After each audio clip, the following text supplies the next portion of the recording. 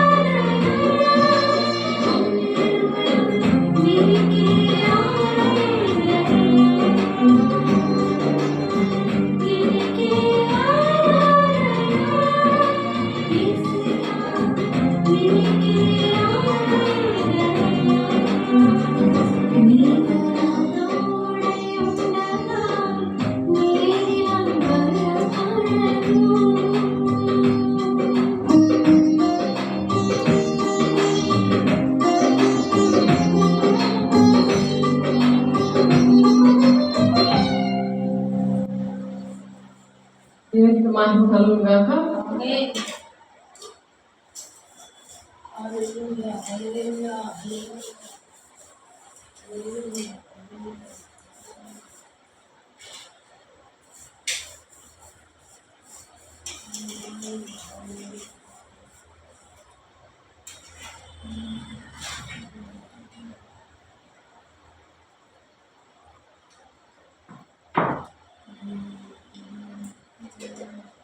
గంతులు రాసిన పత్రిక 3వ అధ్యాయము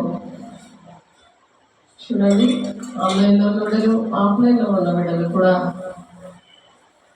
దేవుని ఈరోజు ధరించుకోవాలని దేవుడు ఆశపడే చెప్తున్నారు.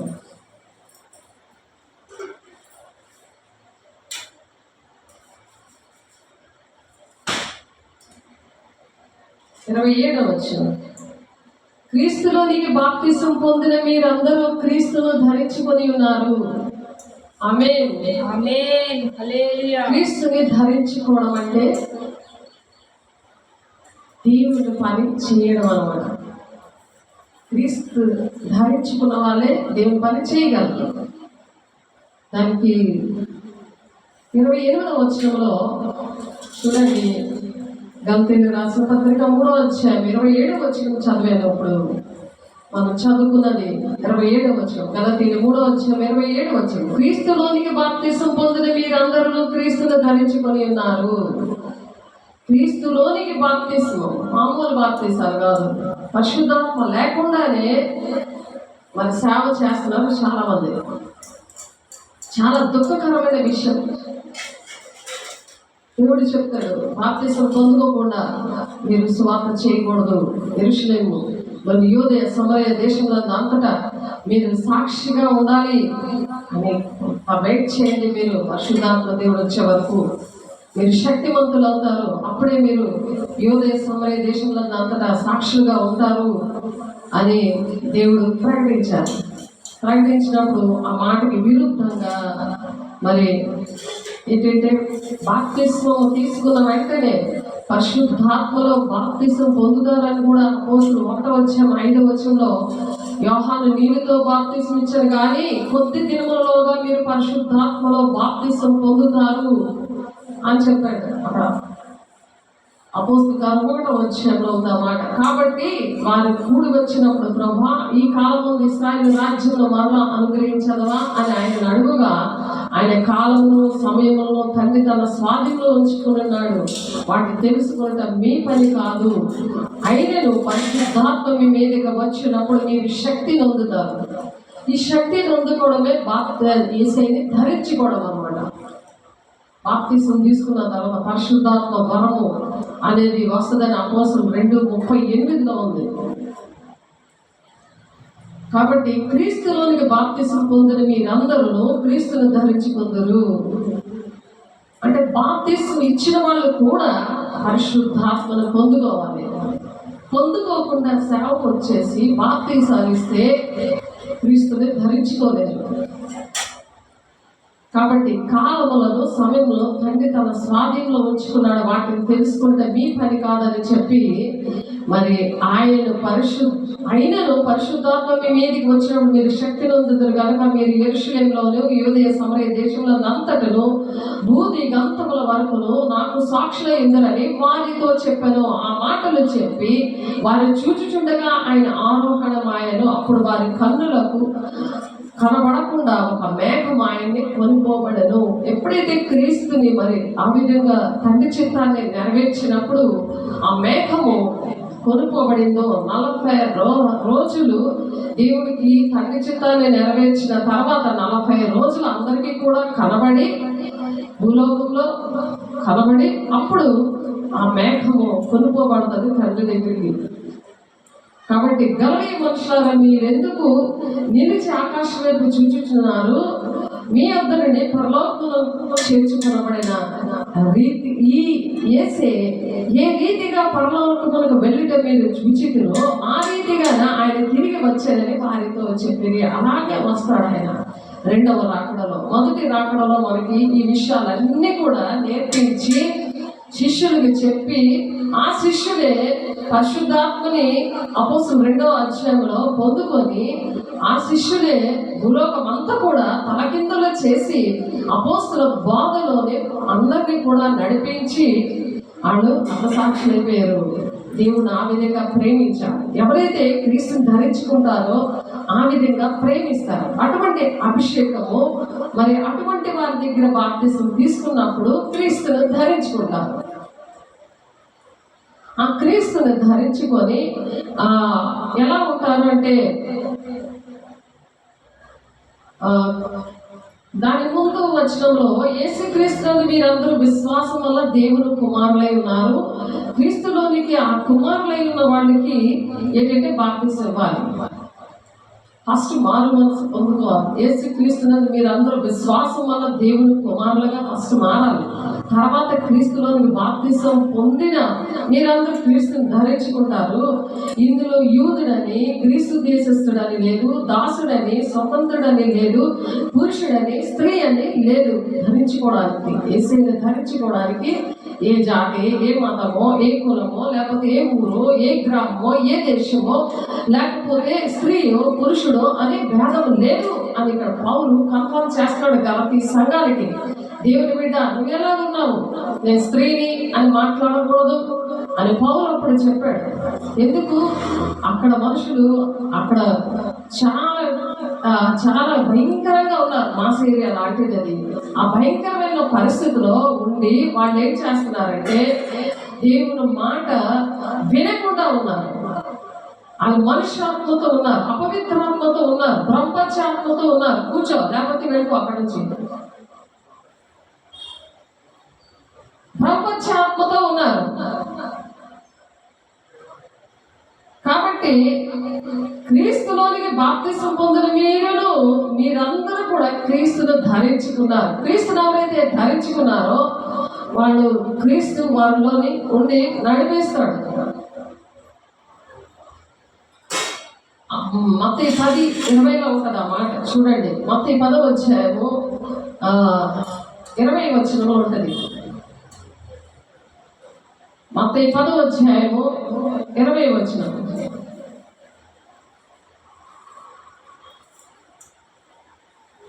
మీ తండ్రి ఆత్మ మీలో ఉండి మాట్లాడుచున్నాడే కానీ మాట్లాడేవారు మీరు కాదు. ఎవరైతే ధరించుకుంటారో క్రీస్తుని అక్కడ దేవుడే మాట్లాడతారు కానీ మనం మాట్లాడం.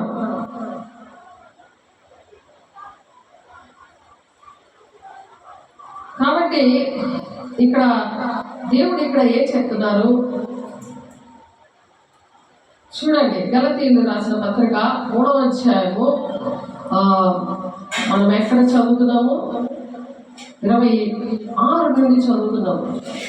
26వ వచనం నుండి చదువుతున్నాం మనం. ఒకసారి చూడండి. 26వ వచనం రాసుకోండి. స్త్రీలే చేయకూడదు, మేము ఈ మతంలో ఉన్నాం, ఈ కులంలో ఉన్నాం, ఈ గ్రామంలో ఉన్నాం, ఈ బాధల్లో ఉన్నాం అక్కడ లేదు. దేవుడు ఎవరైతే ధరించుకుంటారో వాళ్ళలో ఉండి దేవుడే మాట్లాడుతాడు, మనిషిని వాడుకుంటాడు. అప్పుడు మనిషి పరిశుద్ధంగా ఉన్నప్పుడు ఆత్మలోను శరీరము 2 పరిశుద్ధులు ఉన్నప్పుడు వారి పట్ల వాగ్దానాలు దేవుడు నెరవేరుస్తాడు. కాబట్టి క్రీస్తులోని బాప్తిసం పొందిన మీరందరూ క్రీస్తును ధరించుకొని ఉన్నారు. అలాగా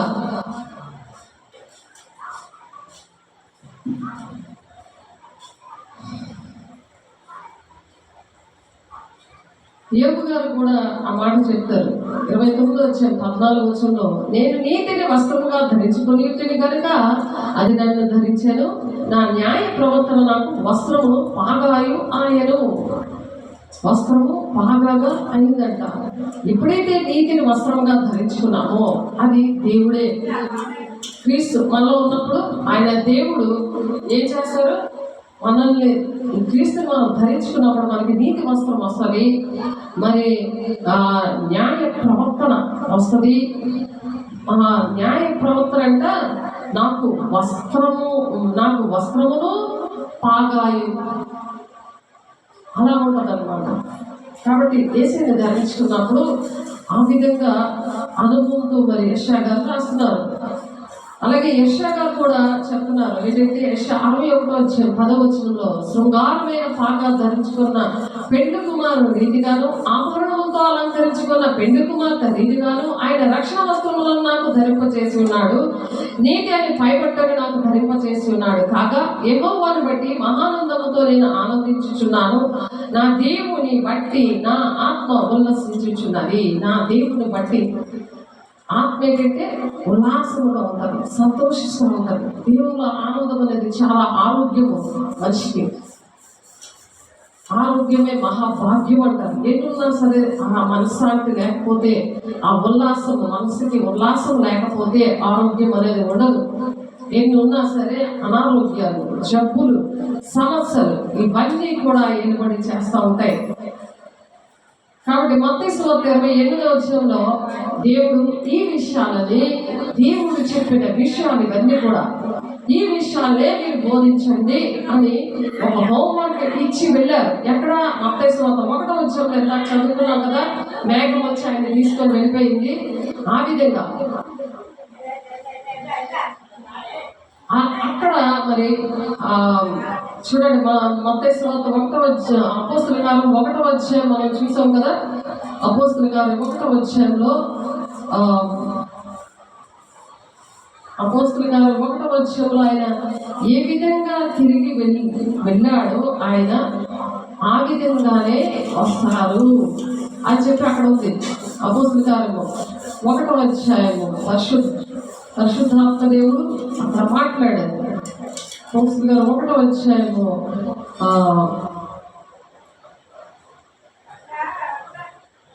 9వ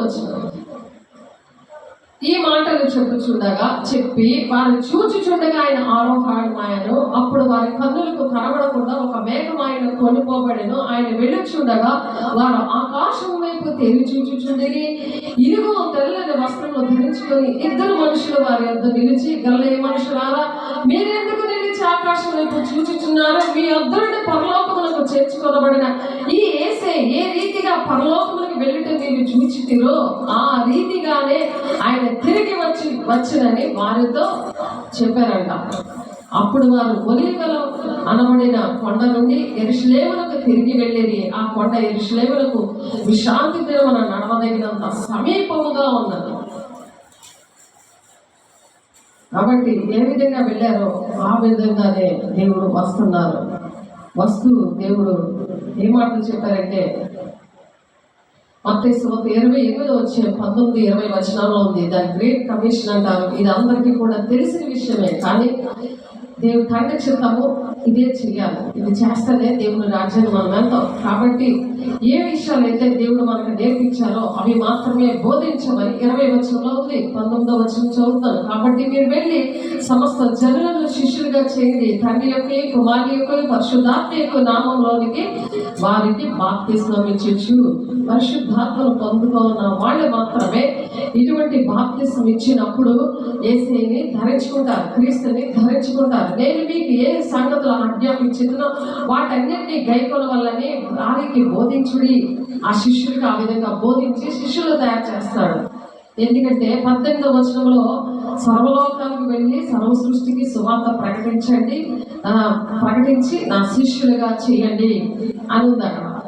ఆ శిష్యుడికి ఏంటంటే ఆ విధంగా బోధించమంటున్నాడు. నేను మీకు ఏ సంగతులు ఆజ్ఞాపించినా వాటిని అన్నిటినీ గైకొన వల్లని వారికి బోధించండి. ఆ శిష్యుడికి బోధించాలి. ఇదిగో నేను యుగ సమాప్తి వరకు సదా కాలము మీతో కూడా ఉన్నానని వారితో చెప్పాడు అనమాట. ఆ శిష్యులని మనం కూడా ఆ విధంగా ఎవరైతే క్రీస్తుని ధరించుకుంటారో, మరి స్త్రీ పురుషుడని భేదం లేకుండా, మరి కులము మతము ఇలాంటివి ఏమీ భేదం లేకుండా క్రీస్తులోనికి ఫస్ట్ వచ్చి యేసు క్రీస్తునందు మీరందరూ విశ్వాసముల దేవుని కుమారులై ఉన్నారు. ఆ కుమారులుగా మారిన తర్వాత క్రీస్తులోనికి బాప్తిసం పొందిన మీరందరూ క్రీస్తును ధరించుకొని ఉన్నారు అని చెప్తున్నారు. ఇందులో యూదుడని, గ్రీకు దేశస్థుడని లేదు, దాసుడని, స్వతంత్రుడని లేదు, పురుషుడని, స్త్రీ అని లేదు. యేసు క్రీస్తునందు మీరందరూ ఏకముగా ఉన్నారు. ఈక్వల్. స్త్రీ పురుషులు కూడా ఇద్దరు కూడా ఈక్వల్ గా పని చేయాలి దేవుడు పని. చూడండి మీరు ఎలాగ నడుస్తున్నారు, ఎలాగుందో దేశం, సంఘాలు. శిష్యులుగా ఉన్నారా, విశ్వాసులుగా ఉన్నారా? పురుషులే ఉంటున్నారా పాస్టర్లుగా, సేవకులుగా సేవ చేస్తూ? స్త్రీలు కూడా ఉన్నారా?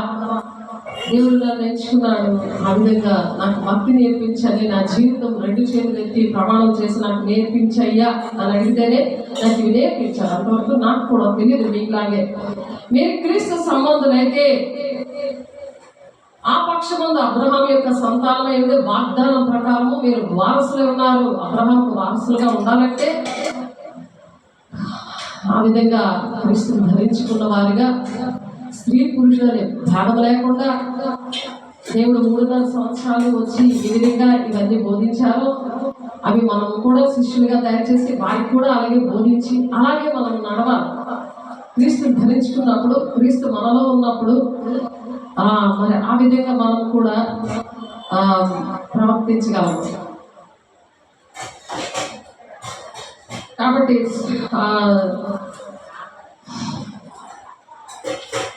కొన్ని విషయాలు స్త్రీ పురుషుడు ఎక్కడెక్కడ బైబిల్లో మరి వాళ్ళు ఏ విధంగా దేవుడి మాటలు బోధించారు అన్నది ద్వితీయోపదేశకాండం 16వ అధ్యాయము 14వ వచనంలో ఏ విధంగా ఏ పనులు చేశారనే విషయాల వాక్యంలో మనం చూద్దాం.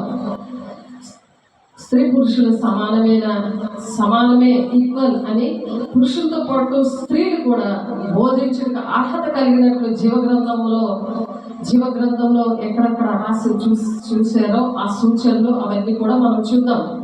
మొదటిగా ఈ పండుగలో నీవును, నీ కుమారుడును, నీ కుమార్తెయు, నీ దాసుడును, నీ దాసీయులు, నీ గ్రామంలో ఉన్న లేవీయులను, పరదేశులను, తల్లిదండ్రులు లేని వారిని, విధవరాండ్రులు సంతోషించాలి అని చెప్పి ద్వితీయోపదేశకాండం 16వ అధ్యాయం 14వ వచనంలో ఉంది. పండగల్లోని అందరూ కూడా సంతోషించాలి. నీ కుమార్తెలేంటి, నీ దాసులేంటి, నీ దాసి ఏంటి, నీ గ్రామంలో ఉన్న లేవీయులను, పరదేశులను, తల్లిదండ్రులు లేని వారిను, విధవరాలను, వీళ్ళందరూ కూడా పండగల్లో సంతోషించాలి అని చెప్తున్నారు కదా. ఈక్వల్ అనమాట పండగల్లో. అలాగే రెండవదిగా మొదటి సమయాలు 18వ అధ్యాయము 6-7 వచనాల్లో రాసుకోండి మీరు. ఆ విధంగా ఉన్నప్పుడే అబ్రహాం సంతానం అని మనం అనబడతాం. అలా వాక్యానుసారంగా మనం నడిచినప్పుడే సదాకాలము దేవుడు మనతో ఉంటాడు. ఆమేన్. అందుకని మన వాక్యంలో ఏముందో అదే మనము నడవాలి. అందుకని క్రీస్తుని ధరించుకోవాలి. క్రీస్తుని ధరించుకున్నప్పుడే ఇవి అర్థమవుతాయి, నడిపిస్తాడు దేవుడు. కాబట్టి నన్ను నడిపించాడు. ఆ విధంగా నన్ను సాక్షిగా పెట్టుకొని ఇవన్నీ నేర్పించాడు నాకు. నాకు ఆ అధికారం ద్వారా దేవుడు అభిషేకించి నాతో ఈరోజు మాట్లాడి చెప్పమంటే నేను చెప్పగలుగుతున్నాను.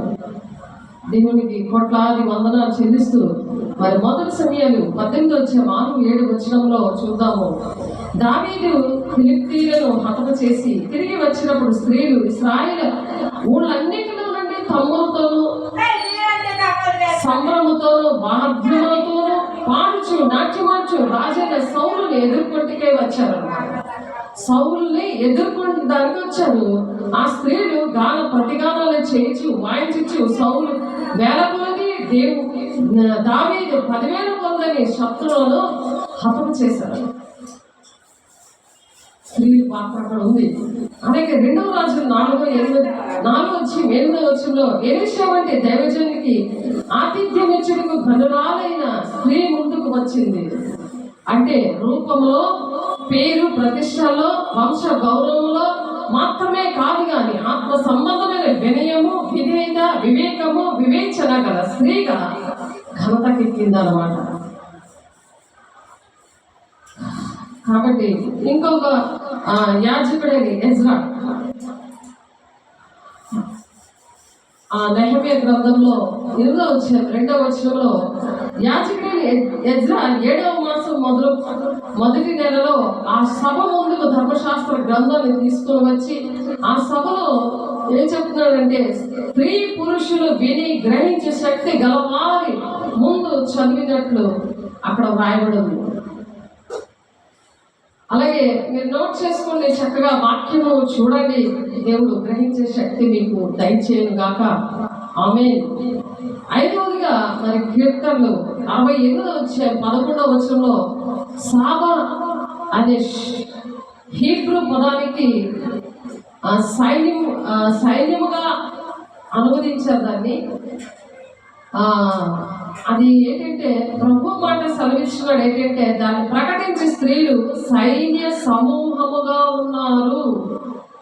అంటే దేవుని వార్తను ప్రకటించేవారట సైన్య సమూహంగా ఉన్నారు. సాబా అనే హీబ్రూ పదానికి సైన్యముగా అనువదించారు ఆ వాక్యంలో. కంకరెన్స్ ప్రకారము స్త్రీ అని అర్థము దానికి. అంటే వాక్య ప్రకటనకే సంయుక్తపరచబడిన స్త్రీల సమూహం అన్నమాట. అది స్త్రీల సమూహం వాక్యాన్ని ప్రకటించేవారు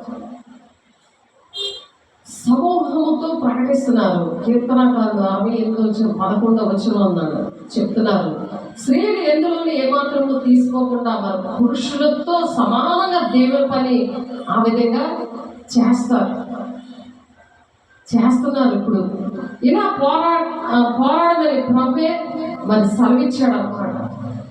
కాబట్టి దేవుని పనిలో న్యాయమైన స్థానం పొంది మరి ఆయన పిలుపులో నెరవేర్చడానికి సంఘ నాయకులు ప్రోత్సహించాలి. ఫెలోషిప్లోనేటి, దేశంలోనేటి, నాయకులేంటి, బోధకులేంటి, వీళ్ళందరూ కూడా అలాగా ప్రోత్సహించాలి. వాక్యం తెలుసుకోవాలి.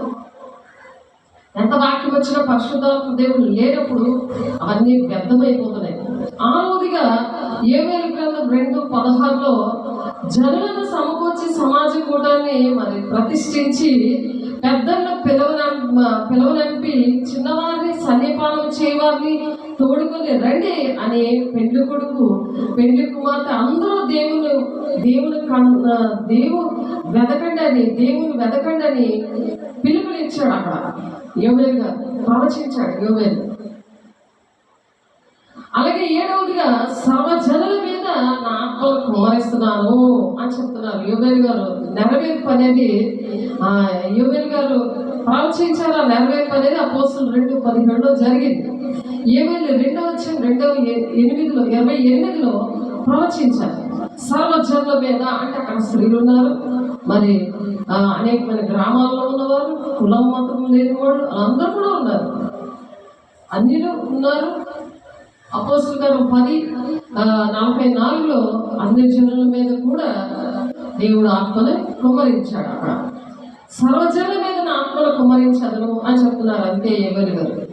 మీ కుమారులు మీ కుమార్తెలు ప్రవచించెదరు, మీ అమ్మలు దర్శనములు కలుగును, మీ వృద్ధుల కలగొందురు. ప్రవక్త అయిన యోవేలు ప్రవచించిన ప్రవచనములను శిష్యుడైన పేతురు యెరూషలేము కాపురస్తులకు యూదా ప్రజలకు బిగ్గరగా చెప్తున్నాడు.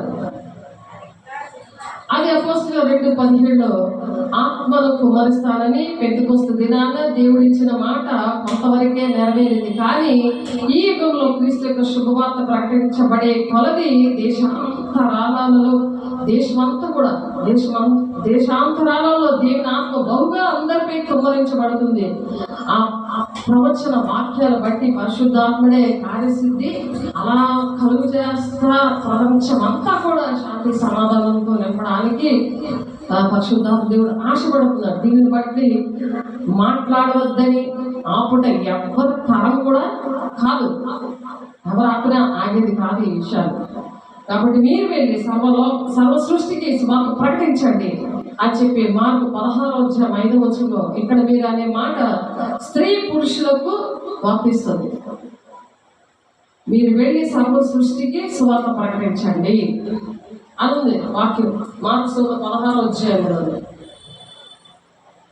ఇక్కడ మీరు స్త్రీ పురుషులకు వర్తిస్తుంది. మరి శుభవార్త భూమి అంతా కూడా ప్రకటించబడాలనేదే తండ్రి యొక్క చిత్తం, ఉద్దేశం.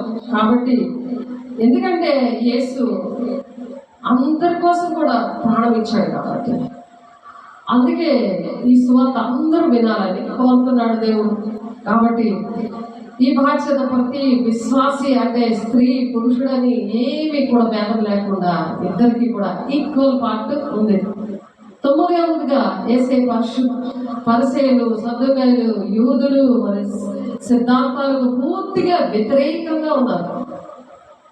దేవుని రాజ్య సువార్తను తెలుపుతున్నారు. మరి ప్రతి పట్టణంలోనూ ప్రతి గ్రామాల్లోనూ సంచారం చేస్తున్నారు. మరి కొందరు స్త్రీలను అనగా 7 దెయ్యాలు పట్టిన వదిలిపోయిన మగ్ధులైన మరియ, హేరోదు గృహ నిర్వాహకుడైన పూజా భార్య యెహన్నాయు, సుసన్నయు ఆయనతో ఉండటకు ప్రోత్సహించారు. ఇది లూకా సువార్త 7వ అధ్యాయము 1 నుండి 3 వచనాల్లో ఉంది. దీన్ని బట్టి క్రీస్తు విమోచన కార్యములో కూడా స్త్రీ పురుషుల వివక్షత లేకుండా ప్రతి వారికి దేవుని యొద్దకు వెళ్ళడానికి సమాన అవకాశాలు కలిగించాడు. కాబట్టి ఈక్వల్గా దేవుడు స్త్రీ పురుషుల్ని ఏర్పాటు చేశాడు దేవుని రాజ్యాన్ని కట్టడానికి. అది గమనించాలి దేవుని బిడ్డలారా. అలాగే 10వ పాయింట్, నేను చేయి క్రియలు నాయన విశ్వాసం ఉంచి వారు వాటికంటే గొప్పయో చేస్తారని నిశ్చయంగా చెప్తున్నానని యోహాను సువార్త 14వ అధ్యాయము 12వ వచనంలో చెప్పినప్పుడు అక్కడ కూడా స్త్రీ పురుషులే ఏక మనసుతో ఉన్నారు. చిన్నపిల్లలు, పెద్దవాళ్ళు ఎవరైనా చేయొచ్చు. క్రీస్తు ఈ లోకంలో ఉన్నప్పుడు, మరి ఈ క్రీస్తుని ధరించుకున్నప్పుడు ఎవరైనా చేసేస్తారనమాట. కాబట్టి క్రీస్తు ఈ భూలోకంలో ఉన్నప్పుడు చేసిన తన పరిచర్య గురించి నమ్మకం కలిగింది కొంతమందికి మాత్రమే నమ్మకం కలిగింది. ఆయన తన తండ్రి ఇంటికి వెళ్ళిన తర్వాత తన శిష్యులే కాక తన యొక్క విశ్వాసం ఉంచేవారు అందరూ కూడా, అంటే స్త్రీలకు అంతకంటే ఎక్కువ కార్యాలు చేయడానికి శక్తి సామర్థ్యాలు ఇచ్చాడు.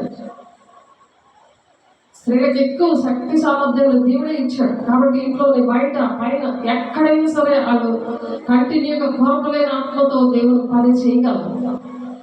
నేను ప్రాక్టికల్గా అనుభవించి చేస్తున్నాను చేయడానికి దేవుడే సహాయకుడు. నాకు మరెవరు కాదు, దేవుని బట్టే నేను చేయగలుగుతున్నాను. కాబట్టి 11వ పాయింట్ ఏంటంటే, యేసు కూడా నీవు నన్ను లోకమునకు పంపిన ప్రకారం నేను వారిని లోకమునకు పంపించాను. యేసు కూడా ఏం చెప్తున్నారు? నీవు నన్ను లోకమునకు పంపించావు కదా, తండ్రితో చెప్తున్నాడు. నువ్వు నన్ను లోకాన్ని పంపించావు కదా, అలాగే నేను కూడా వాళ్ళని లోకంలో నేను పంపిస్తున్నాను. వాళ్ళు అంటే అక్కడ స్త్రీలు, పురుషులు, చిన్నపిల్లలు అందరూ కూడా ఉన్నారు అక్కడ అని దాని అర్థం. యోహాను సువార్త 17వ అధ్యాయం 18, 20, 21 వచనాలు మనం చదువుకున్నాం. ఈ మాటలు చెప్పుకున్నాం. వారిని అన్న మాటలో స్త్రీ పురుషులు ఉన్నారు, అందరూ ఉన్నారని అర్థమిస్తుంది మన.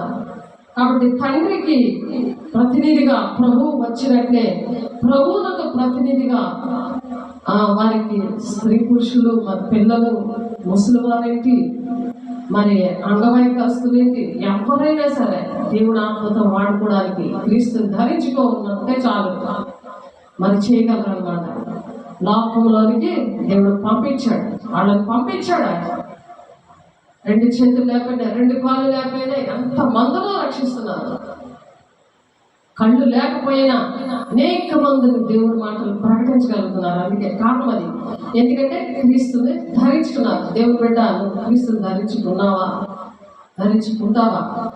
ఒకసారి ఆలోచించుకో. అబ్రహాం సంతానముగా మనం ఉండాలంటే, దేవుని బిడ్డలుగా మనం ఉండాలంటే ప్రతి ఒక్కరు ధరించుకోవాలి. దేవుని బిడ్డ విశ్వాసులే కాదు, విశ్వాసులుగా ఉన్నవాళ్ళు ప్రతి ఒక్కరూ పరిశుద్ధాత్మను పొందుకున్న వాళ్ళు క్రీస్తును ధరించుకుంటారు. పరిశుద్ధాత్మ మీ మీదకి వచ్చినప్పుడు మీరు శక్తిని పొందుతారు. కనుక మీరు యెరూషలేములో, యూదయ సమరయ దేశంలో అంతటా మరి భూమి గంతముల వరకు నాకు సాక్షులే ఉంటారు. దేవుని సాక్షిగా మనం నిలబడాలి. ఆయన గుణాలను మనం వివరించగలగాలి. ఆ విషయాలన్నీ కూడా యేసయ్యను ధరించుకుంటేనే అర్థమవుతాయి. పరిశుద్ధాత్మ దేవుడే మనకు బోధిస్తాడు. అపోస్తలుల 1:8 మాట ఉంది, యేసు శరీరధారిగా ఈ లోకానికి వచ్చి మరణించి పునరుత్థానుడై ఆరోహణమయ్యాడు. జరిగిన సత్యాలు మొదట యెరూషలేములోను, రెండవదిగా యూదయలోను, మరి సమరయలో, మూడవదిగా సమరయలోను, లోకమందంతటా యేసుతో వరకు ఉన్న అనుభవాలన్నీ కూడా సాక్ష్యం ఇచ్చారు శిష్యులు. యేసు చెప్పిన మాటలు స్త్రీ పురుషులని కానీ, పేద గొప్ప అని కానీ, జాతి మత భేదాలు లేకుండా అందరికీ కూడా బోధించాడు దేవుడు. అందరికీ కూడా ప్రేమించాడు. దేవుని బిడ్డ, ఆలోచిస్తున్నావా? నువ్వు ప్రేమించగలుగుతున్నావా? ఆ విధంగా అని ఆలోచించండి. వారిలో క్రీస్తు కొరకు సాక్ష్యం ఇవ్వడానికి పరిశుద్ధాత్మచే నింపబడి వారిలో స్త్రీలు అనేకులు ఉన్నారు. స్త్రీలు ఎక్కడ చూసినా ఎక్కువ మంది ఉంటారు. చర్చలో కానీ, బయట సువార్త చేసినప్పుడు కానీ, ఏదైనా పని ఇంట్లో చేయాలి కానీ, అలాగే దేవుడు ఎక్కువగా దీవించాడు, ఎక్కువగా ఆశీర్వదించాడు వాళ్ళని. వేసే చనిపోతే సమాధి దగ్గర కానీ స్త్రీలే ఉన్నారు. ఆయన చనిపోయి లెగిసినప్పుడు కూడా స్త్రీలే ఉన్నారు. ఆ శిలువ దగ్గర ఏడుస్తున్న స్త్రీలే ఉన్నారు. వాళ్ళకే మరణం విషయంలో ఆయన మరణం వార్తను ప్రకటించమని యేసయ్య వాళ్ళకే చెప్పాడు. ఆయన పునరుత్థాన వార్త ప్రకటించడానికి స్త్రీలకే చెప్పాడు. ఇది శిష్యులకి తలుపులు కొట్టి మరి వాళ్ళకి చెప్పారు. వాళ్ళ దాక్కుని ఉంటే వేసే రూపం వచ్చింది కానీ వేసే గుణాలు వాళ్ళకి రాలేదు. అప్పుడు ఆలోచించండి దేవుని బిడ్డలారా, మీరు ఏ విధంగా మరి వాక్ చేస్తున్నారు, ఏ విధంగా స్త్రీలను గౌరవిస్తున్నారు. గవర్నమెంట్ కూడా స్త్రీలను గౌరవిస్తుంది, కానీ మీరు కుటుంబంలోని సంఘాల్లోనే గౌరవిస్తున్నారా అని దేవుడు అడుగుతున్నాడు. దేవుడు అబ్రహాం సంతానముగా పరిశుద్ధాత్మ మేము ధరించుకున్నాము, అందుకనే మేము ఇలా ప్రవర్తిస్తున్నాము అని మనుషుల సంగతులు మనుషులకే అర్థమవుతాయట, దేవుని సంగతులు దేవుని ఆత్మకి అర్థమవుతాయట. లోకానుసారంగా మరి అన్యాచారాలు చేస్తూ మరి ఆ ఆచారాల ప్రకారం వ్యర్థమైన ఆరాధన చేస్తున్న వారికి లౌకికత్వం ఉంటుంది. ఆ లౌకికత్వం వాళ్ళకి లోకానుసారమైన మాటలే అర్థమవుతాయి, అవే ఇష్టంగా ఉంటాయి. కానీ దేవుని ఆత్మను పొందుకొని క్రీస్తుని ధరించుకుంటే మనము ఈ విధంగా ఈ 14వ పాయింట్కి వచ్చాము. కాబట్టి బాగా ఆలోచించండి. దేవుడు పక్షపాతి కాడు. మీరు పక్షపాతులేమో, కానీ దేవుడు మనం పక్షపాతిగా ఉన్నా సరే దేవుడు సరిచేసే దేవుడు పరిశుద్ధాత్మ దేవుడు. ఒకవేళ ఉన్నా అనుక్షణము సరిచేసే దేవుడు అనమాట పరిశుద్ధాత్మ దేవుడు. కాబట్టి దేవుడు మరి పక్షపాతి కాడని నిజంగా గ్రహించి ఉన్నాను. ప్రతి జన్మలోనూ ఆయనకి భయపడి నీతిగా నడుచుకొని వాణిని ఆయన అంగీకరిస్తాడంట, వాడుకోవడానికి అంగీకరిస్తాడు. నీతిగా మనం ఎప్పుడైతే బ్రతుకుతామో, మొదట చదువుకున్నాం కదా, నీతి వస్త్రాలు ధరించుకున్నప్పుడు నీతి వస్త్రాలు వస్తే బాగా వస్తుంది. యోగ గ్రంథంలో చదువుకున్నాం కదా స్టార్టింగ్లో మనం. కాబట్టి మనము దేవునికి ఇష్టంగా ఆ విధంగా బ్రతకాలని దేవుడు ఆశపడుతున్నాడు. యోగ గ్రంథం 29:14 నేను నీతి వస్త్రముగా ధరించుకొని ఉంటుంది కనుక అది నన్ను ధరించాను, నా న్యాయ ప్రవర్తన నాకు వస్త్రముగాను పాగాగాను ఆయను. ఆ విధంగా దేవుడు నిలబెట్టుకుంటాడంట. ఆయన పక్షపాతి కాడు. మరి ఆయనకు భయపడి నీతిగా నడుచుకొని వారిని ఆయన అంగీకరిస్తాడు, అలా పాగబెడతాడు, నీతి వస్త్రాలు ధరింప చేస్తాడు. అది అపోస్తుల కార్యం 10:34-35 ఉంది. ఎప్పుడైనా ఎక్కడైనా ఎవరైనా దేవుని సత్యాన్ని అనుసరిస్తే వారిని స్వీకరిస్తాడని, స్త్రీ పురుషులనే భేదము చూపలేదని తెలియజేశాడు మాకే. ఇలా ఏ భేదము లేకుండా అందరినీ క్షమించి ప్రేమించి పాప విమోచన కొరకే రక్తము చిందించాడు ఆయన.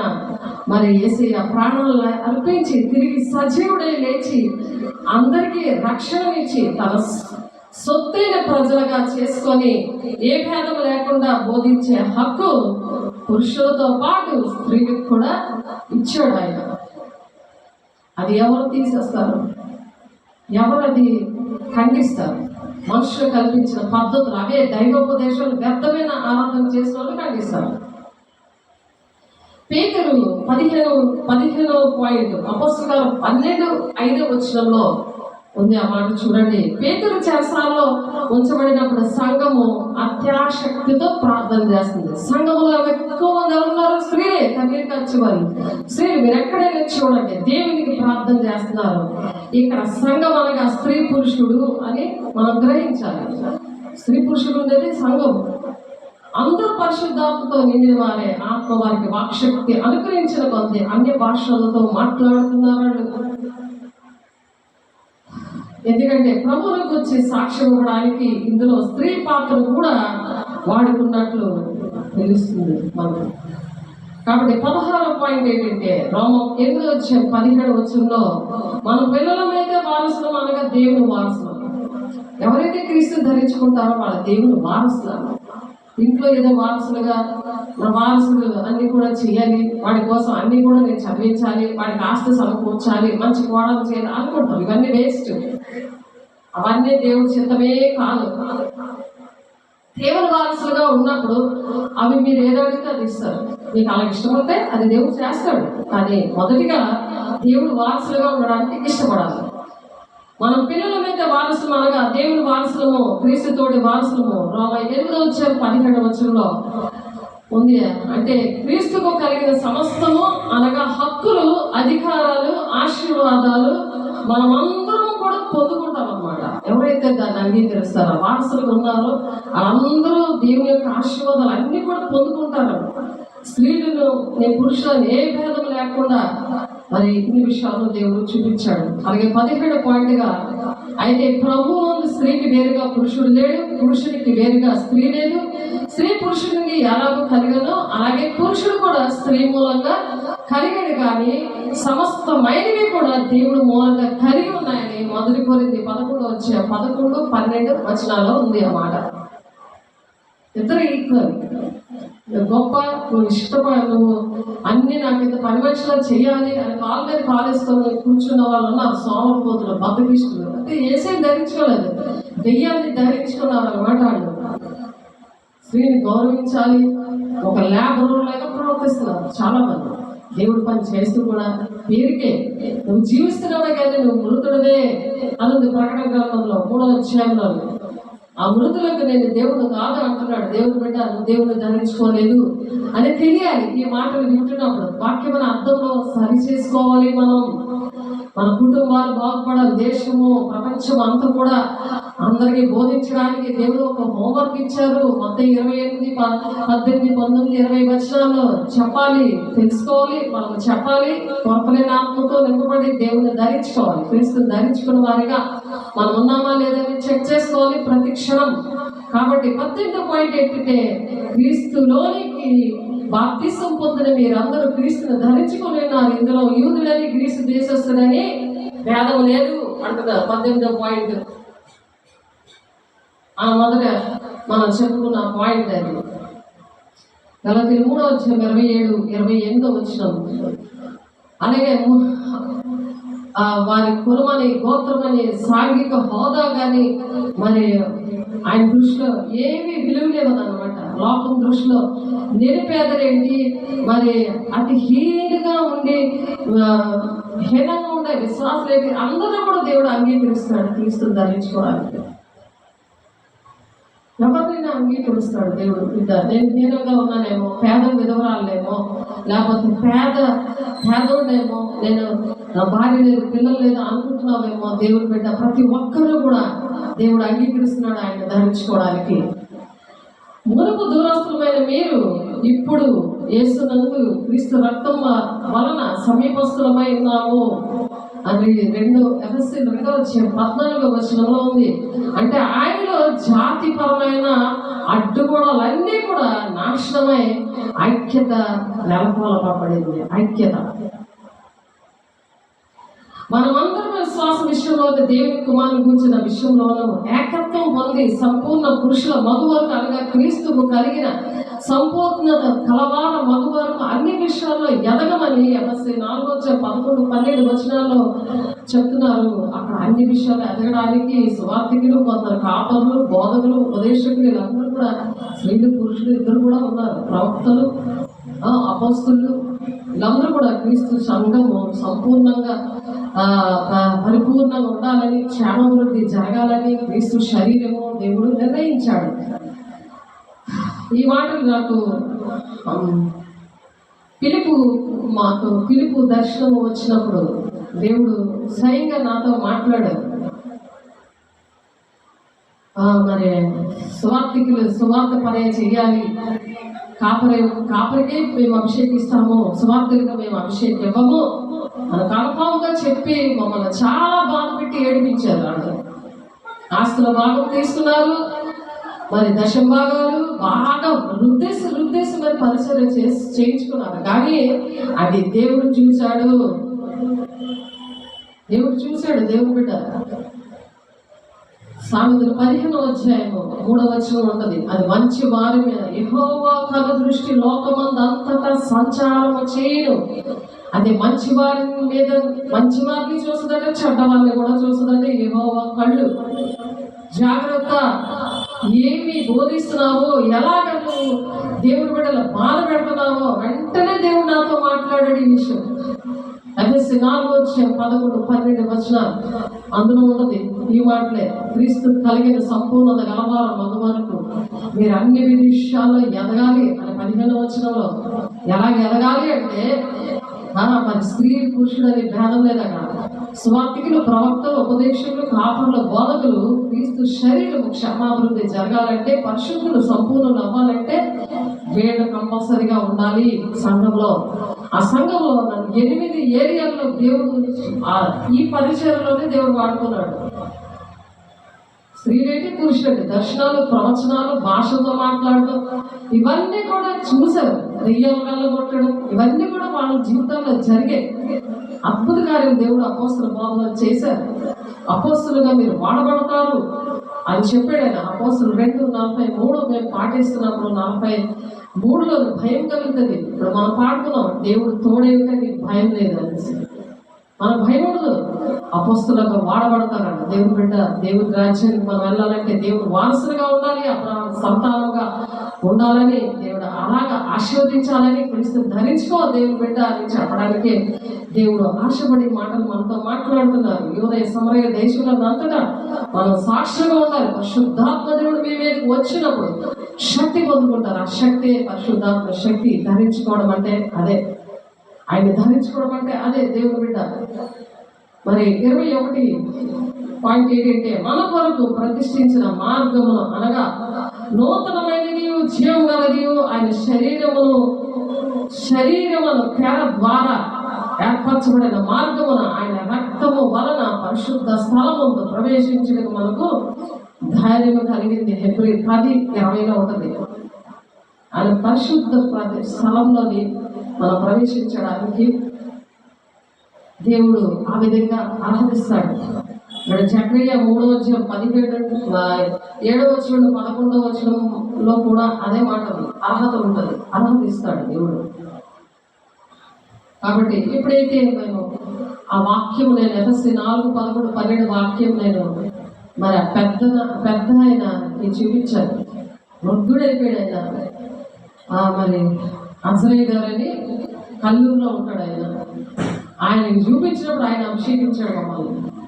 ఈ వాక్యం దేవుడు మాట్లాడుతున్నారంటే ఏడుపు ఎంత ఏడ్చానో అక్కడ వాళ్ళకి చేసిన ప్రవర్తనకి ఇంత పరిచయం చేసి, ఎంత దేవుడు మాట్లాడి వినుకొని నా దేవుడు అంతగా మమ్మల్ని నడిపిస్తే ఏంటి ఇలా చేస్తున్నారు అని చెప్పి యేసయ్యని ధరించుకుంటే అలా చేయరు కదా. యేసయ్యని ధరించుకున్న ఆయన ఈ వాక్యం చూపించగానే వెంటనే మా ఇద్దరికి అభిషేకించారు. ఆయన సువార్థికుడిగా అభిషేకము నాకు ఎఫెసీ 4:11-12 ఉన్న ఆ మాట ప్రకారము దేవుడు చూపించాడు. నాకు అభిషేకము అలాగే తైలాభిషేకము ఆ దైవజనుడు ఇవ్వగానే మరి నన్ను ఆ విధంగానే వాడుకోవడం స్టార్ట్ చేశాడు. దర్శనం విజయనగరం వచ్చింది. ఆ విజయనగరం ఏంటంటే ఏ మాస్ ఏరియాలో నా భర్త చెడిపోయాడో, అన్ని అలవాట్లతో పాడైపోయాడో అటువంటి ఏరియాలో దేవుడు నన్ను ఏర్పాటు చేశాడు. 8 ఏరియాలు కూడా అవే ఏరియాల్లో దేవుడు పిలుపు దర్శనం మీద ఆ వరాలు ఇచ్చి దేవుడు అక్కడ ఆ వరాలన్నీ ఆన్ చేసి ఆయన వాడుకుంటున్నాడు. 25 సంవత్సరాలు అవుతుంది ఇప్పటికి.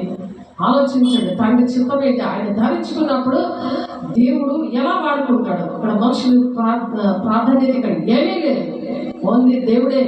ఆయన ధరించుకున్నప్పుడే ఇవన్నీ జరుగుతున్నాయి నా జీవితంలో. ఈ క్షణం వరకు కూడా అది భూదిగంతముల వరకు సాక్షిగా ఉండడానికి కూడా దేవుడు సహాయం చేశాడు ఈ దినాన. అది చెప్పడానికి ఈరోజు నేను ఇది చెప్తానని నాకు తెలియదు, అసలు నాకు తెలియదు. కానీ దేవుడు ఎందుకు నిలబెట్టాడో, దేవుడు బిడ్డలు పాడైపోతున్నారని దేవుడు చాలా దుఃఖపడి నన్ను నిలబెట్టాడు. అందుని బట్టి దేవుడు కోట్లాది వందనాలు చెల్లిస్తున్నాను. 22వ పాయింట్కి మనం వస్తున్నాం. చూడండి, రాసుకోండి. మీరు కూడా భూదిగంతంలో సువార్త చేయడానికి, దేవుని మాటలు ప్రకటించడానికి నేను కూడా ఉన్నాను, సైన్యంగా ఉన్నాం అని దేవుని మహిమపరచండి. యూదులకు, యూదేతరులకు, స్త్రీ పురుషులకు అడ్డగోడలు, భేదాలు, అడ్డగోడలు అంటే భేదాలు అనమాట. అది ప్రకటన గ్రంథం 1:6 ఉంది. మనల్ని ప్రేమించి తన రక్తం వల్ల పాపముల నుండి మనమందరినీ కూడా విడిపించి ఆ దేవునికి మరి కొత్త సాంప్రదాయాలకి లేక నూతన యుగానికి నాంది పలికాడు దేవుడు. అక్కడ ప్రకటన 1:6 యూదులకు, యూదేతరులకు, స్త్రీ పురుషులకు ఉన్న అడ్డుగోడలన్నీ తొలగించాడు దేవుడు. కాబట్టి 22వ పాయింట్ ఏంటంటే 12 మంది శిష్యులకు కూడా సిలువను మోసిన కురేయుడైన సీమోనుకు గాని తన కొరకు తొలిపించుకున్న కొత్త సమాధిని ప్రభునగా ఇచ్చిన అరమతి యోసేపు గాని ఎల్లప్పుడూ తనకు వెంబడిస్తున్న జనసమూహంకు గాని ప్రత్యక్షపరచుకొనక పునరుత్థానుడైన యేసు ఒక స్త్రీకి ప్రత్యక్షమయ్యాడు. ఎవ్వరికి కూడా ప్రత్యక్షం అవ్వలేదు దేవుడు, కానీ ఒక స్త్రీకి ప్రత్యక్షమయ్యాడు ఆయన పునరుత్థానం అయిన తర్వాత. అది 22వ పాయింట్. పునరుత్థాన సందేశాన్ని మొదట ప్రకటించే వ్యక్తి కూడా స్త్రీయే. మత్తయి 28:8 ఉంది. అందులోని ఆమె అపోస్తులకే బోధించింది ఆమె. యేసు అలా చేయమని ఆదేశించాడు, ఆర్డర్ ఇచ్చాడు. మనుషులు ఇవ్వలేదు అక్కడ. అందుకని మనుషుల ప్రమేయమే లేదు అసలు సేవలో. దేవుడే చేస్తాడు, ఎందుకంటే ఆయనే అభిషేకిస్తాడు, ఆయనే మాట్లాడతాడు. మనుషుల మాటలు వ్యర్థము. మనుషుల నమ్మడి కంటే, రాజు నమ్మడి కంటే యెహోవాను ఆశ్రయించడం మేలు, వారికి ఏ మేలు కొదువు లేదు అని అందుకే చెప్పాడు. అందుకే క్రీస్తుని ధరించుకోబడ్డ ప్రతి ఒక్కరు కూడా క్రీస్తుని ధరించుకోండి. క్రీస్తుని ధరించుకున్నప్పుడే ఇవి అర్థమవుతాయి. ఆ విధంగా మరి వాక్యానుసారంగా నడిచి తండ్రి చిత్తాన్ని నెరవేర్చి దేవుని రాజ్యానికి వెళ్ళడానికి దేవుడు సహాయం చేస్తాడు. యోహాను సువార్త 20:17-18 ఉన్నది ఆ మాట. చూడండి, నేడు స్త్రీలు ప్రకటించవద్దు, బోధించవద్దు అంటున్న ఆ దినాల్లోనే ఒక స్త్రీకి ప్రత్యక్షమే అత్యంత ప్రాధాన్యమైన జీవం గల శక్తి గల పునరుత్థాన సందేశాన్ని ప్రకటించడానికి ఆ యేసే ఒక సామాన్య స్త్రీని ఎన్నుకొని నీవు వెళ్ళి నా సహోదరులతో నేను లేచానని సందేశాన్ని పంపించాడు. ఆయన పంపించాడు ఆ రోజు. సాధారణమైన స్త్రీ ఇది ప్రత్యేకంగా స్త్రీ యొక్క శక్తి సామర్థ్యాన్ని ఏమి ఇచ్చాడు స్త్రీకి అని ఒక ప్రూఫ్ అన్నమాట. స్త్రీకి ఎంతగా ప్రేమించాడు ఆయన. బలహీన ఘటమని ఎంతగా ప్రేమించాడో, స్త్రీ ఎంతగా కన్నీరు కాలుస్తుందో, విధేయత చూపిస్తుందో అది దేవుడు ఇక్కడ నేర్పిస్తున్నాడు. ఇందులో స్త్రీ దేవుని పిలుపు విని ఆయన చిత్తాన్ని నెరవేర్చడం ఇక్కడ చూపిస్తుంది. ఆయన చిత్తాన్ని ఏ విధంగా స్త్రీ నెరవేరుస్తుందో, దేవుని మహిమపరచు నిమిత్తము తన పరిచయకు కడవరకు న్యాయం చేయగలదని నిరూపించింది ఆమె. కొందరు సంఘ నాయకులు వారి దృక్పథాన్ని మార్చుకుంటగా ఆధ్యాత్మిక పోరాటాలు కొనసాగించుకొని ఉంటున్నారు. ఆధ్యాత్మిక పోరాటాలు కాబట్టి స్త్రీలకి మరి కూడా పురుషులతో పాటు అన్ని హక్కులు, అధికారాలు, అవకాశాలు దేవుడు ఇచ్చాడు. మనుషులు ఇవ్వట్లేదు, కానీ దేవుడు అయితే ఇచ్చాడు. అది గమనించి క్రీస్తు నేను ధరించుకోలేదేమో, అందుకే ఇలా ప్రవర్తిస్తున్నానేమో అని సరి చేసుకోవాలి. 1 యోహాను 1:9 ప్రకారం సరి చేసుకోవడం. పవిత్రంగా దేవుడు పరిశుద్ధులుగా చేస్తాడు, పరిశుద్ధ పట్టణానికి తీసుకెళ్తాడు. కాబట్టి ఎఫెసీయులు 5:21 క్రీస్తునందు భయముతో ఒకరినొకడు లోబడి ఉండండి. ఒకరికొకడు లోబడి ఉండమని చెప్తున్నారు.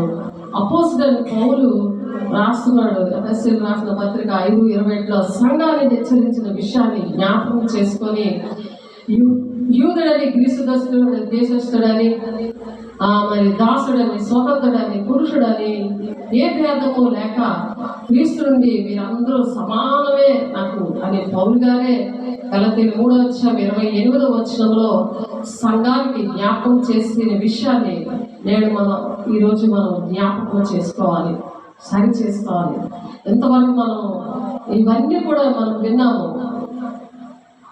మరి మొదటిగా ఒక దినాన్ని స్త్రీలు లేచి పురుషులతో కలిసి వాక్యాన్ని ప్రకటిస్తూ ఆయన గురించి స్తుతి గీతాలు పాడారు, వాక్యం ప్రకటించారు, పాటలు కూడా పాడారు. దేవుడి పని చేస్తారని ప్రవక్త అయిన దెబోరా చెప్పింది. దెబోరా ప్రవక్త నిర్ధారిస్తూ, ఉదాహరణకి నిర్గమకాండము 15 మరి 20-21 ఆ మాట ఉంటుంది. న్యాయాధిపతులు 5:1-31 ఉంది. అలాగే మొదటి సమయాలు 18 6-7 ఉంది. మరి రెండవదిగా యాగంగా స్త్రీ పురుషుల నుండి కలిగినే కానీ పురుషుడు స్త్రీ నుండి కలగలేదని, మరి స్త్రీ పురుషుడికి కొరకే కానీ పురుషుడు స్త్రీ కొరకు సృష్టింపబడలేదని 1 Corinthians 11:9 చెప్తున్నారు. అవి చదవగల మరి పురుషులు స్త్రీలపై అధికారం చలాయించాలి కావాలనుకొని మరింత అంచవేస్తూ ప్రభువునందు స్త్రీకి వేరుగా పురుషుడు లేడు, పురుషుడికి వేరుగా స్త్రీ లేదు, మరి స్త్రీ పురుషుడి నుండి ఎలాగో కలిగిన అలాగే పురుషుడు కూడా స్త్రీ మూలంగా కలిగాడని, సమస్తము దేవుని మూలంగానే కలిగిందని 1 Corinthians 11-12 ఉంది. కాబట్టి ఈ మాటలు బట్టి మరొకసారి చదివి సరిగ్గా అర్థం చేసుకోవాలి. వాక్యాన్ని అర్థం చేసేది పరిశుద్ధాత్మ దేవుడే. పరిశుద్ధాత్మ దేవుడు ధరించుకున్నప్పుడు, క్రీస్తుని ధరించుకున్నప్పుడు మాత్రమే వాక్యము అర్థమవుతుంది. దేవుని ఆత్మ సంగతులు దేవుని ఆత్మకి అర్థమవుతాయి. 1 Corinthians 2 మరి 11-12 ఉంటుంది.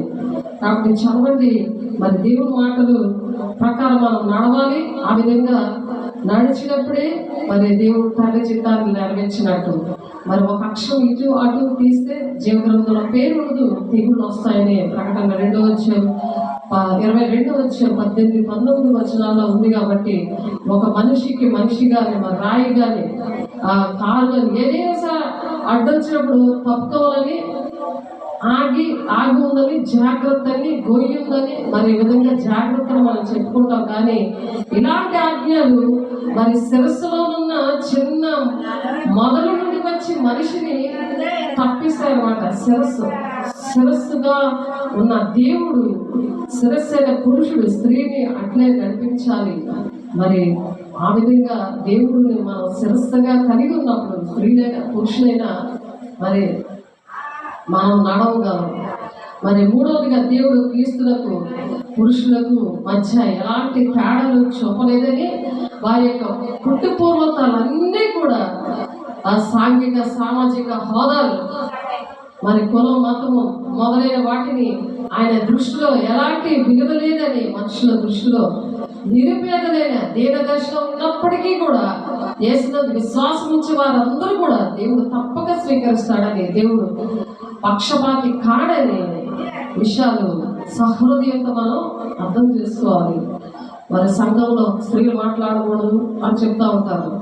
అది పౌలు గారు చెప్పారని ఆ మాటలు సరిగ్గా అర్థం చేస్తున్నారు. సంఘము మరి 2 స్త్రీలు మాట్లాడకూడదు. ఈ 3 విషయాల్లో సంఘం అంటే 4 గోడల మధ్యన దేవుని ఆరాధిస్తున్నాం మనం. అయితే సంఘమును మరి కట్టే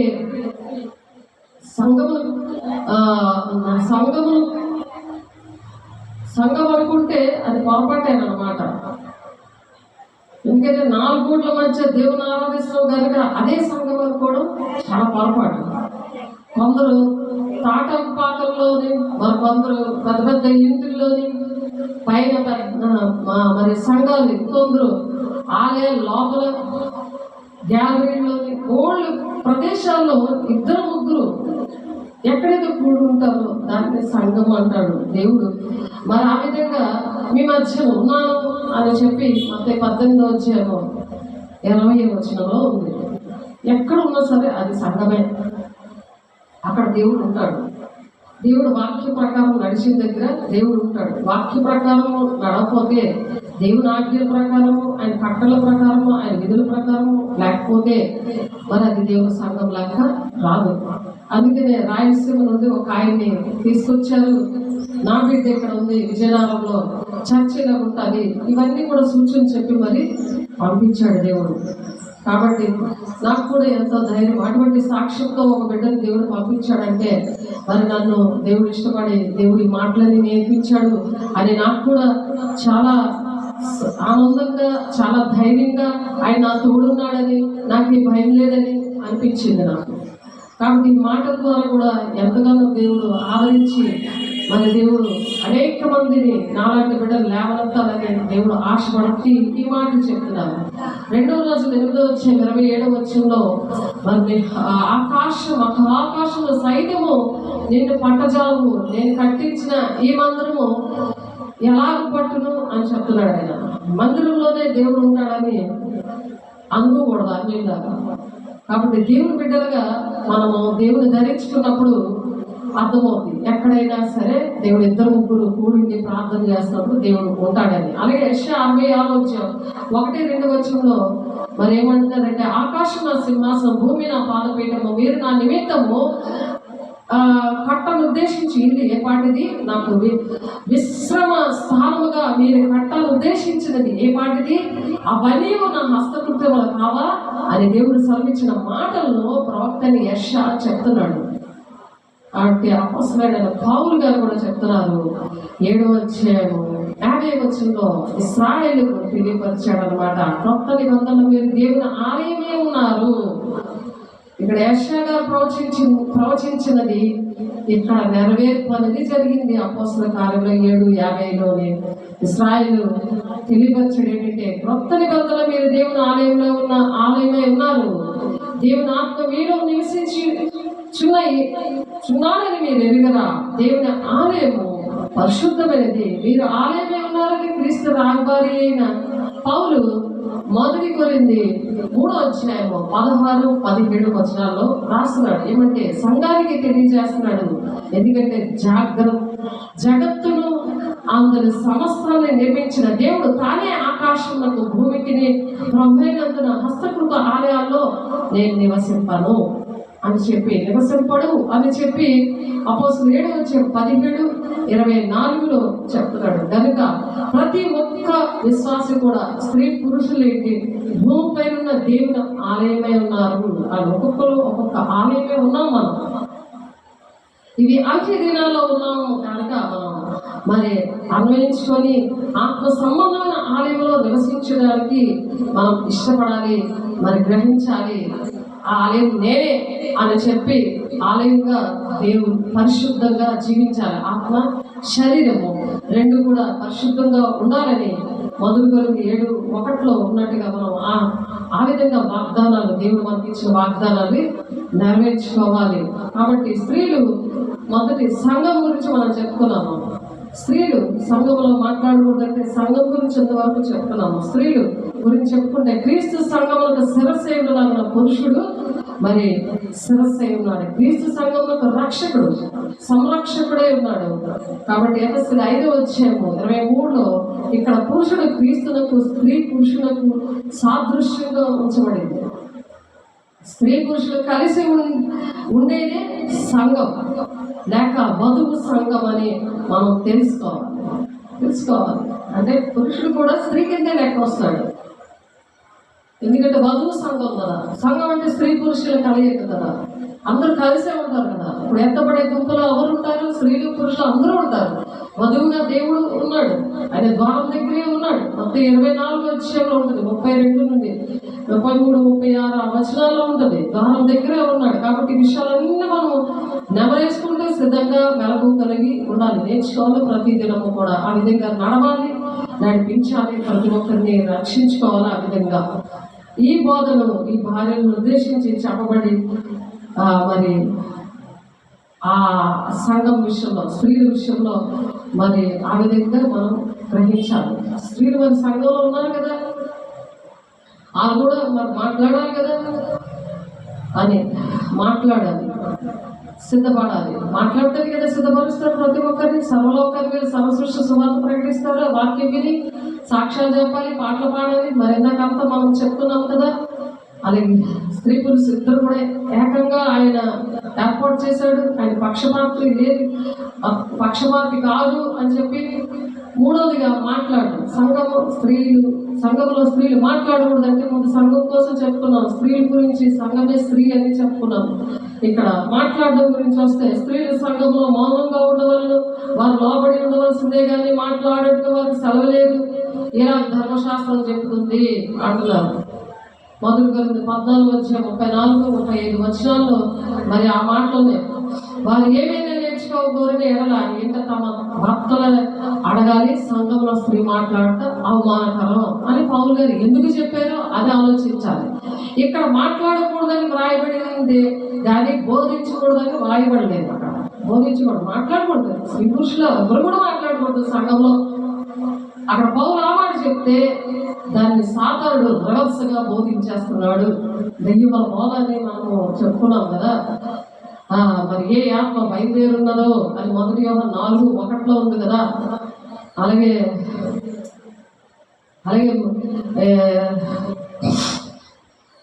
మొదటి తిమోతి 5:20 ఇతరులు భయపడు నిమిత్తము పాపము చేయవాలని అందరి ఎదుట గద్దించాలని చెప్తున్నాడు దేవుడు.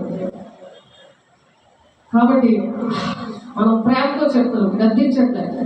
మరి 1 తిమోతి 4:1-2 వర్షాలలో మరి దెయ్యముల బోధ అని చెప్తున్నారు.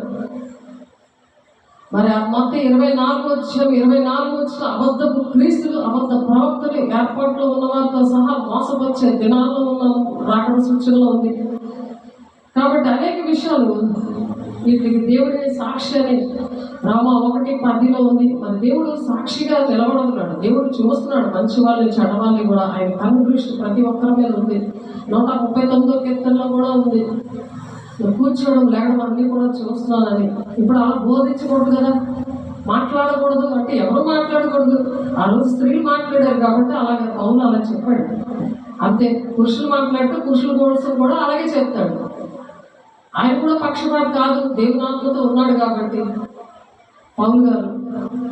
కాబట్టి ఇక్కడ మాట్లాడకూడదని వ్రాయబడిందే కానీ బోధింపకూడదని అసలు అక్కడ వ్రాయబడలేదు. ప్రతి స్త్రీకి తమ భర్తతో ఎక్కడైనా ఎప్పుడైనా ఎంతసేపైనా మాట్లాడుకునే హక్కు వారికి ఉంది. కానీ సంఘములో అభిషేకించబడిన దేవుని సేవకులు వాక్యములు బోధించినప్పుడు మాట్లాడకూడదని దానికి అర్థం ఉన్నది, అర్థం అనమాట. ఇది మాట్లాడకూడదు, అక్కడ ఇంటి దగ్గర అన్ని నేర్చుకోవాలని ఒక మాట చెప్పాడు అంతే. మాట్లాడకండి అని మనం చెప్తాం కదా స్కూల్లోని, అలాగే దేవుని ఇంటిలో ఇంకా గట్టిగా చెప్తాం కదా, అలా వివరించి చెప్పాడు. ఈ 2 వచనాలు మనం జాగ్రత్తగా ధారించినట్లయితే స్త్రీలు అనగా వధువు సంఘము అంటే విశ్వాసులు అందరూ కూడా మౌనంగా ఉండాలి. అందరూనే అక్కడ స్త్రీలు ఉన్నారు, పురుషులు ఉన్నారు. కాబట్టి సంఘంతో దేవుడి మాటలు మాట్లాడుతున్నారు, మౌనంగా ఉండాలి. ఆ సంఘంలో దేవుడు సన్నిధిలో నిలబడి వాక్యం అందించే సేవకుని మాటకు విధేయులు వాక్యము వినాలే కానీ మాట్లాడకూడదని అక్కడ అర్థం అన్నమాట. కాబట్టి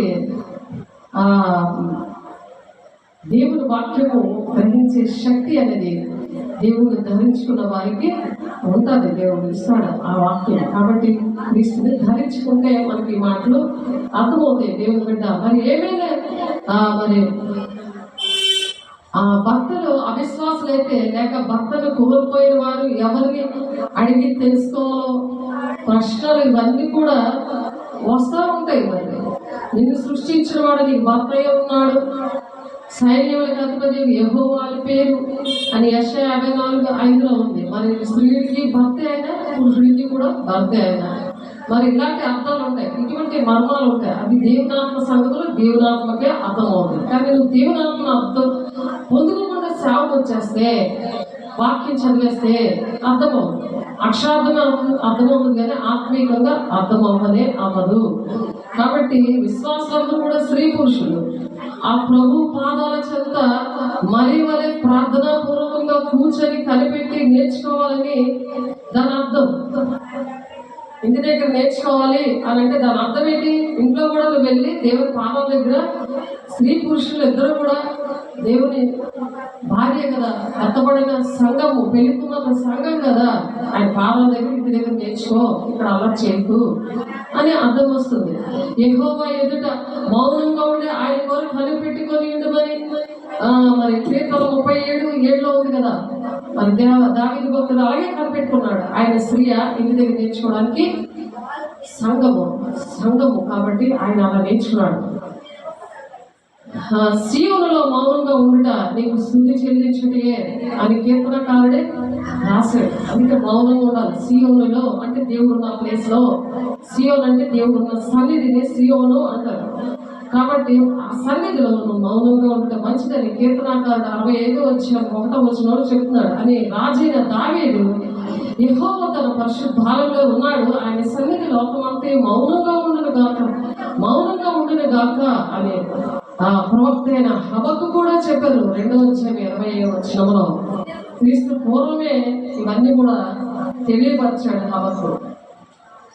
కాబట్టి విగ్రహాలు మాట్లాడలేవు, సర్వశక్తిమంతుడైన దేవుడు మాట్లాడతాడు. కాబట్టి పరలోకమందున సింహాసనాసీనుడైన దేవుడు భూమిపైనున్న దుర్మార్గులను గురించి తన తీర్పులు వినిపించినప్పుడు మనుషులు మౌనంగా ఉండి ఆయన మాటలు వింటూ ఆయన నుండి మనం నేర్చుకోవాలి. సంఘం అంటే స్త్రీ. ఆ స్త్రీ అంటే ఏంటి? పురుషుడు ప్లస్ స్త్రీ సంఘం. అది లెక్క అన్నమాట, దేవుడి లెక్క.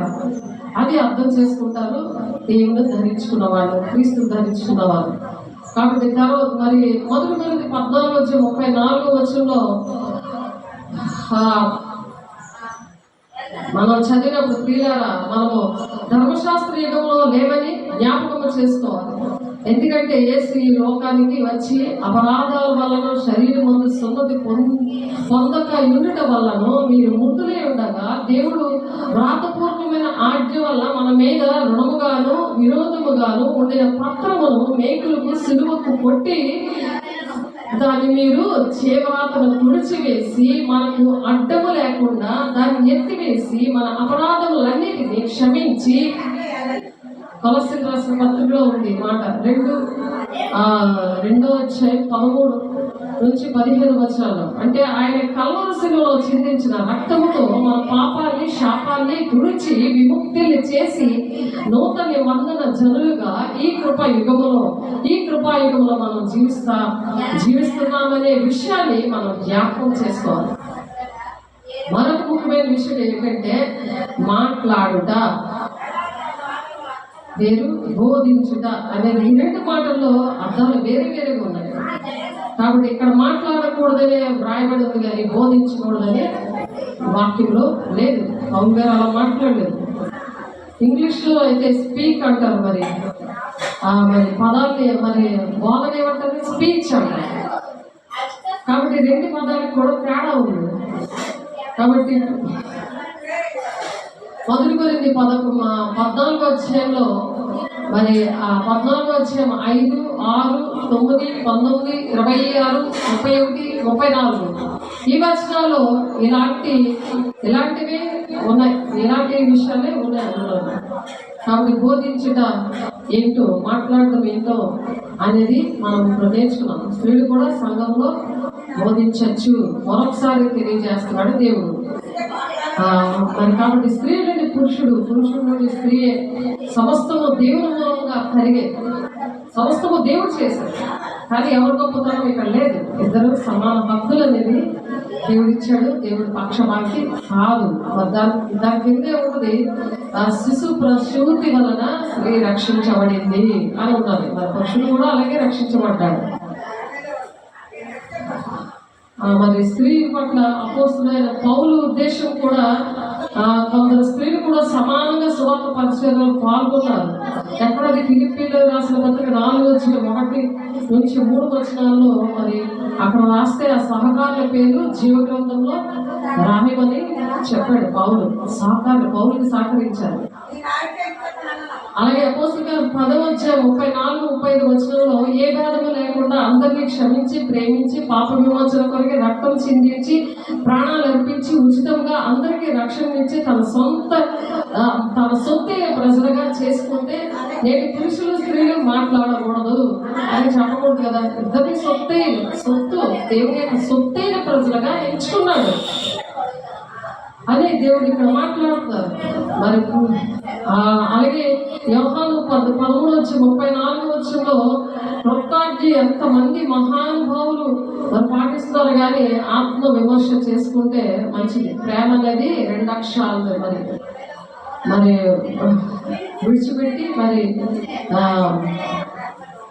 ఆ 3 అక్షరాలు ఏంటంటే మత్తయి సువార్త 22:37-39 ఉన్నది. ఏంటంటే నిన్ను వలె నీ పొరుగు వారిని ప్రేమించు అని చెప్పి ఆ ప్రేమ విషయంలో మరి దేవుణ్ణి ధరించుకోకపోతే అర్థం కాదు.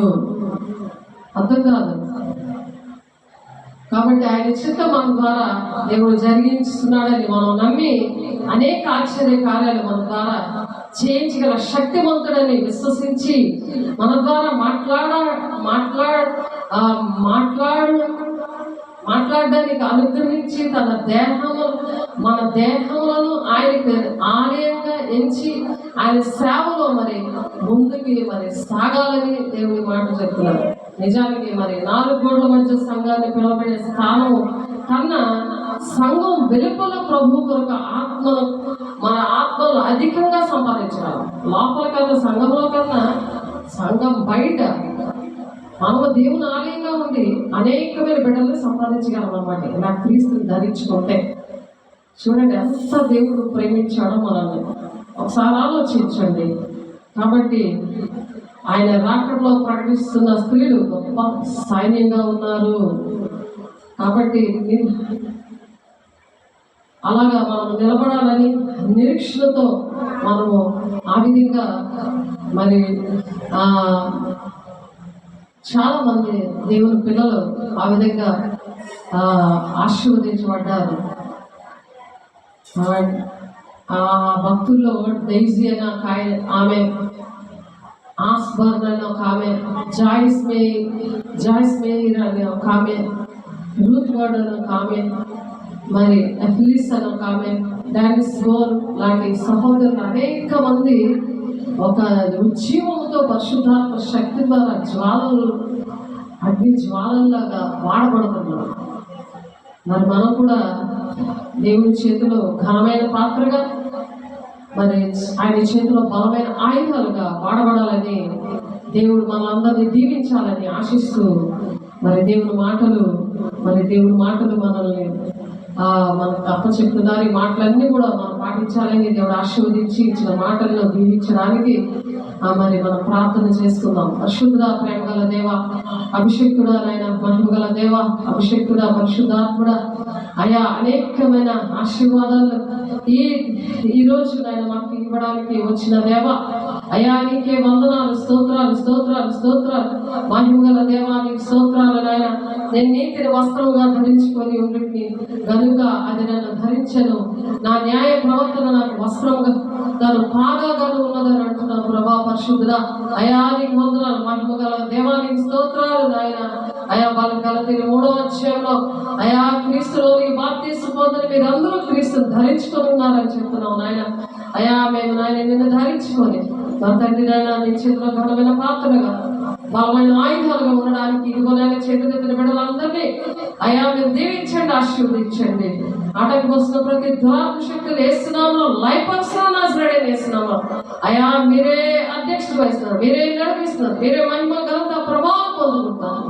వందనాలు, స్తోత్రాలు చెల్లిస్తూ యేసయ్య పరిశుద్ధ నామంలో బ్రతిమలాడి వేడుకుంటున్నాను తండ్రి. ఆమేన్. తండ్రి యొక్క దీవెన, కుమారుని యొక్క కృప, పరిశుద్ధాత్మ యొక్క నిత్య సహవాసం చేతులెత్తిన బిడ్డలకి, మా తండ్రి ఇంకనూ మారు మనసు లేని బిడ్డలకి ప్రభు మా తండ్రి రక్షణ భాగ్యం అనుగ్రహించి ప్రతి ఒక్కరూ నేను రక్షణ వార్తను ప్రకటించడానికి మీరు ఇచ్చిన ఆధిక్యతను బట్టి వందనాలు చెల్లిస్తూ మరి సదాకాలము ప్రతి ఒక్క బిడ్డకి తోడైంది నడిపించిన గాక. ఆమేన్. దేవునికి మహిమ కలుగును గాక. God bless you. దేవుని నామానికి వందనాలు. మన దేవుని దీవించి ఆశీర్వదించిన గాక. నూరంతరంగా వాక్యం ఫలింప చేయను గాక. ఆమేన్.